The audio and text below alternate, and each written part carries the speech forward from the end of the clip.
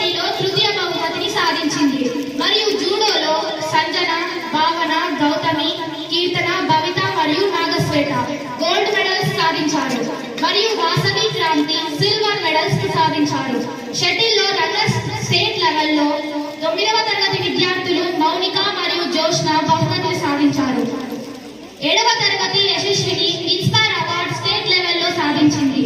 మరియు ISRO SA competition లో సుచరిత మరియు మనీషా డిస్ట్రిక్ట్ లెవెల్లో ఫస్ట్ బహుమతి సాధించారు. ఇస్రో స్పీచ్ లో జ్ఞానదీపిక నిత్యతేజ డిస్ట్రిక్ట్ లెవెల్లో మొదటి బహుమతి సాధించారు.